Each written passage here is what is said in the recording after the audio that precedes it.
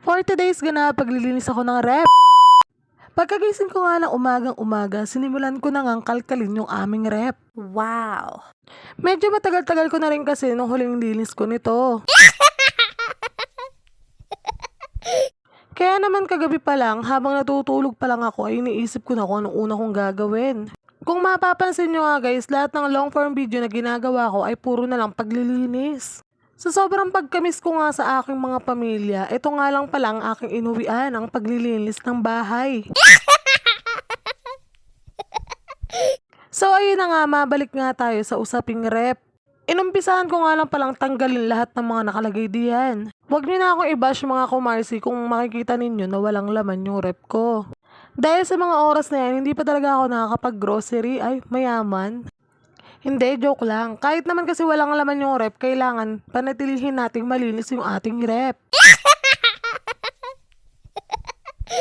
Nagpatulong na nga lang din pala ako magpa-video kay JB Vlog. Kung mapapansin nyo nga, hinuhugasan ko na nga sa mga oras na yan yung mga ilalagay diyan sa loob ng rep. At habang hinuhugasan ko ngayon, sabi ko nga kay JB Vlog, tulungan niya na akong maglinis ng rep. Sabi ko nga sa kanya, simulan niya lang punasan yung loob ng rep. Para naman kako ay may magawa siya at makasama siya sa aking vlog. Pagpasensyahan nyo na talaga yung suot niyang damit dyan. Design daw yan. Sabi ko nga pala kay JB Vlog, namnamin niya ng bonggang-bongga yung paglilinis ng rep.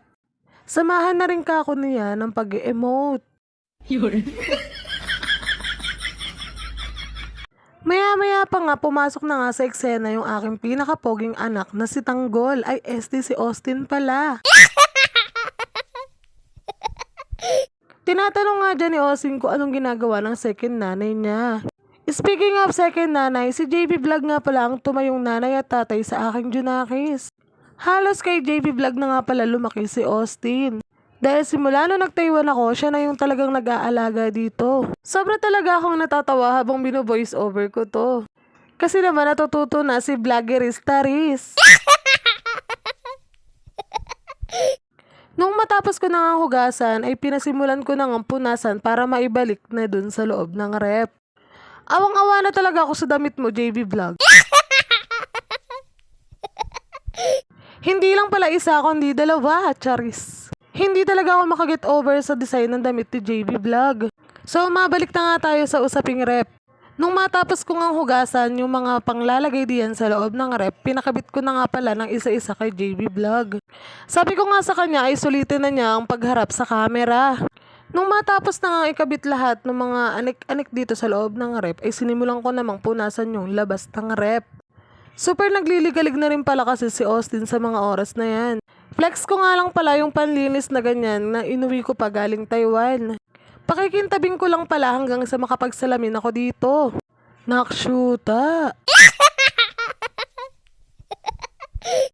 At nung feeling ko ay nakakapagsalamin na ako ay nilubayan ko na. Maya-maya pa nga ay lumalapit si Austin sa akin at may sinasabi siya. Sabi ko nga sa kanya, patingin ako nung hinahawakan niya. At nung makita ko nga ay nakalkal pala niya itong dollar ko. Ito pa nga pala yung natira dun sa mga nauwi kong dollar galing Taiwan. Yung iba kasi ipinamigay ko na. Medyo napapangiti na pala ako sa mga oras na yan. Ipapasilip ko lang pala yung nalinis namin na rep. Ayan, pwedeng-pwede nang lagyan ng maraming grocery. Yan lang naman. Thank you for watching!